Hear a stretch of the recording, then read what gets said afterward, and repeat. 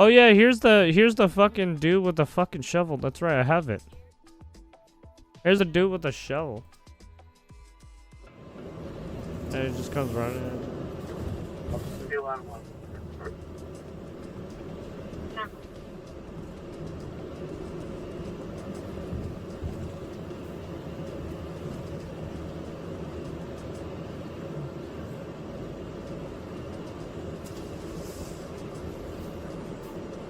Oh shit. Yeah, he's just walking. Yeah, he just starts walking. Yeah, what the fuck?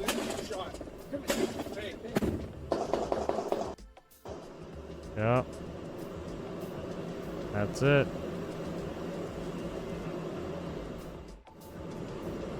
Oh shit. Oh shit. Yeah, you hear? Oh shit. Like, what the fuck is going on? Sit down. He starts hitting the fucking police officer, and then he gets plugged. What a fucking fool. Yeah. He's just like, no fucking way. 125.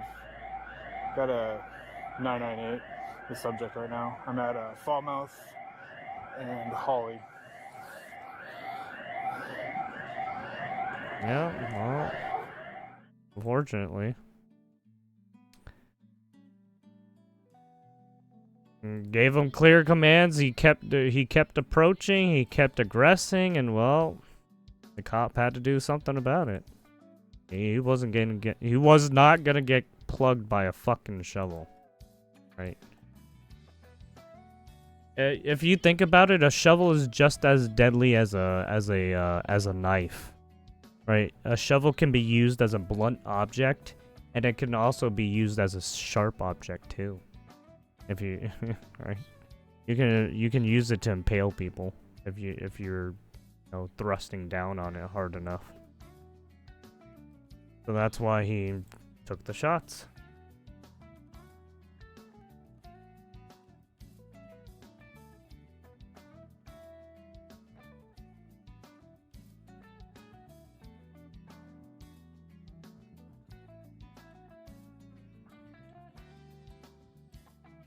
All right. And then let's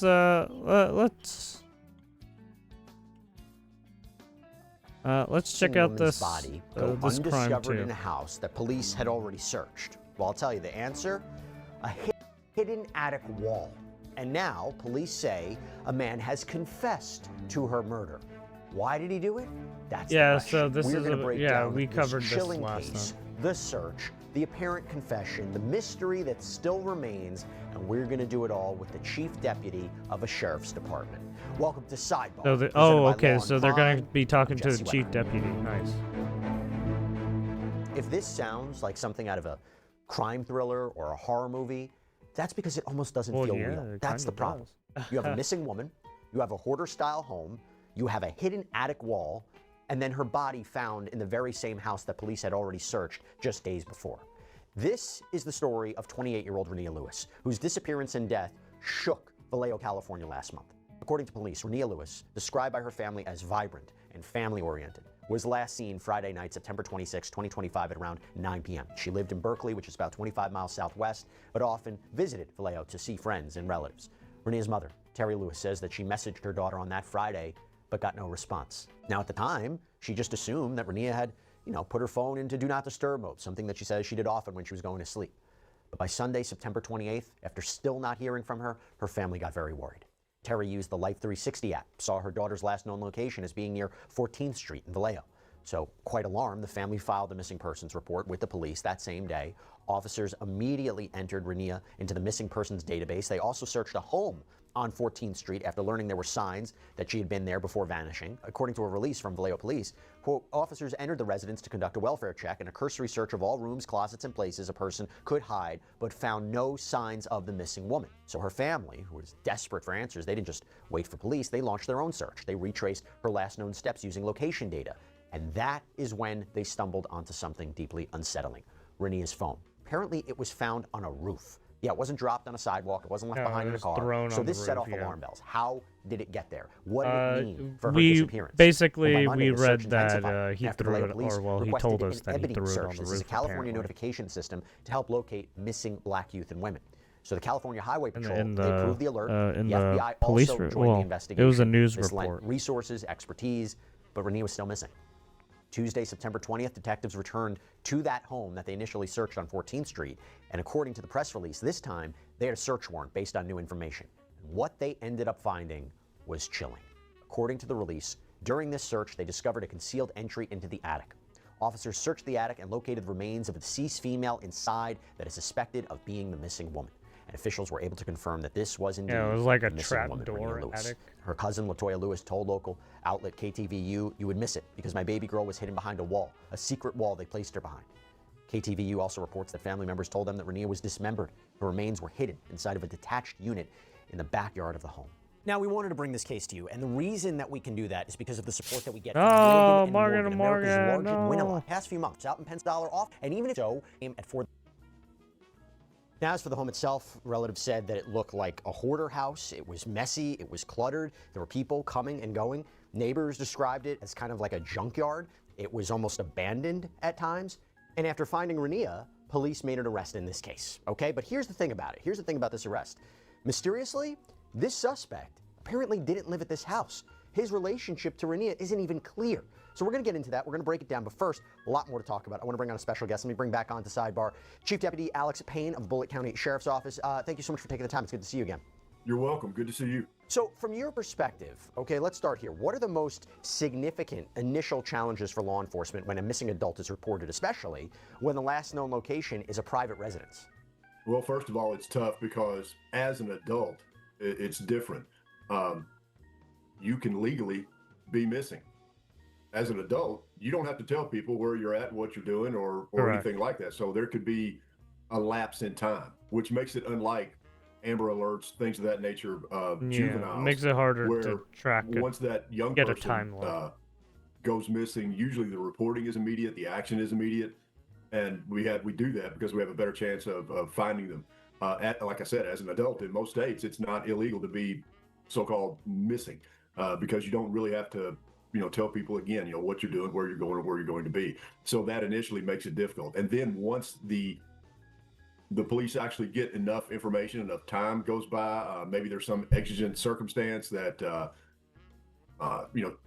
tweaks the interest of law enforcement enough to say, hey, this isn't just somebody who, just went away without telling anybody. There may be something criminal here. There may be something that is dangerous to that person here.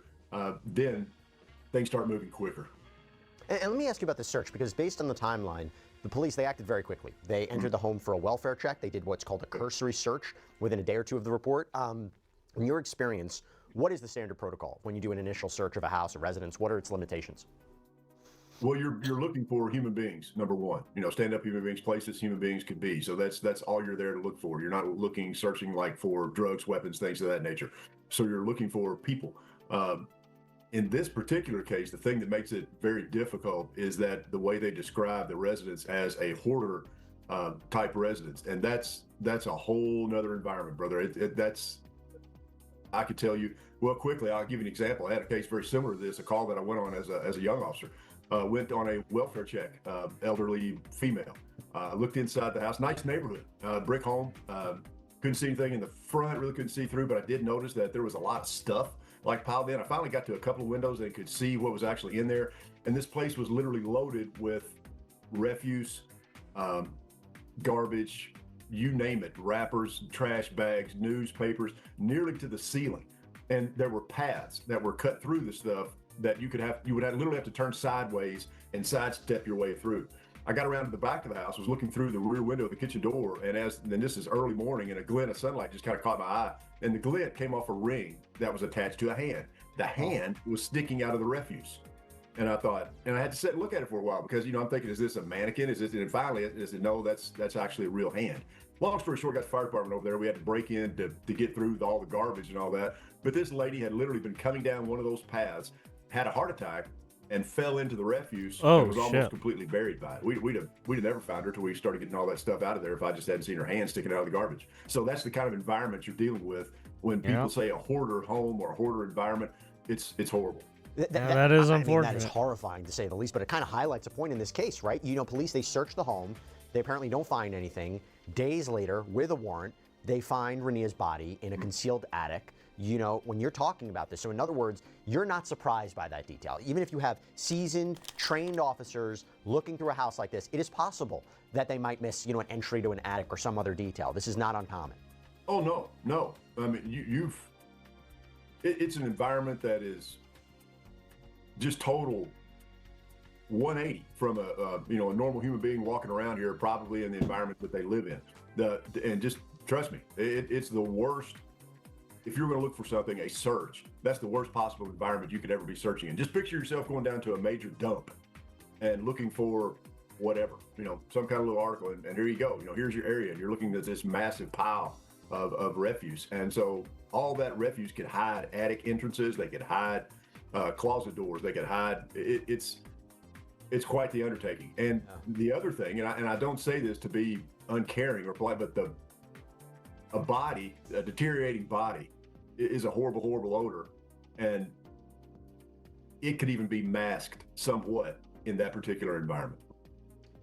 So when you hear this cousin stating that Renia was, quote, hidden behind a wall, a secret wall they placed her behind, you talk about the smell, you talk about the concealment, does it imply, it seems that it implies intentional concealment by someone, but when you're talking about an initial clean search of the house, then you find the body in this hidden space, does it point more strongly towards a perpetrator who was there during the first search, actively deceived others? Again, hidden behind the wall is significant.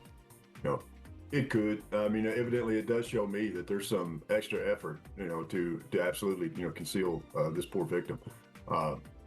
And yeah, the people that do this kind of stuff, we've talked about this before. They're just evil. They'll go to any length necessary to hide evidence in these types of crimes. So that doesn't surprise me. The evidence, the discovery of the phone, the victim's phone on a roof, that was a dramatic turn in this investigation. And it was found, not by law enforcement, it was found by the family. So two things. A, what do you take away from the fact that that's apparently where the phone was found? And is it typical that family members or the community or friends who may be active in a search actually discover something and then hand it off to law enforcement?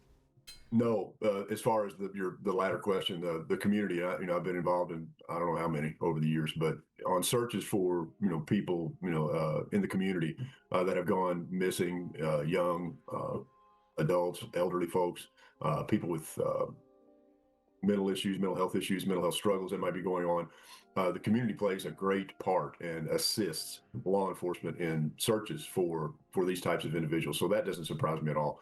What I find interesting is, how's that phone get on the roof? What's the relationship between this young lady and, this individual who, at a minimum knew of the existence of this place that he put her body, even though he may not have lived there. But to me, that's the intriguing part.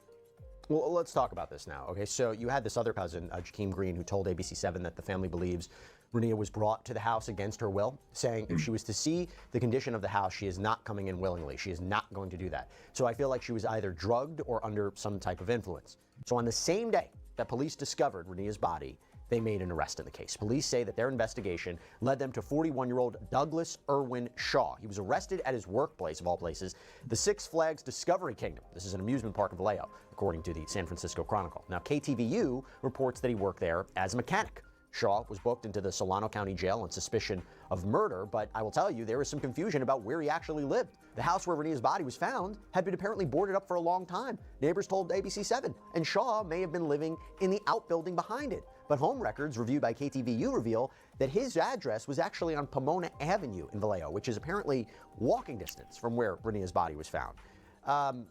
What do you make of that? The arrest of Douglas Shaw on the same day the body was found. There's a question of where he lived.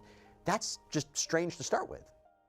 Well, evidently, law enforcement has some pretty strong evidence of some fairly tight ties between this victim and the suspect. Now, what that may be, I have no idea, but it sounds it didn't take him very long to put two and two together in this particular case. Do you think he was under surveillance? They pick him up at work without incident. Do you think they were tracking him for a while?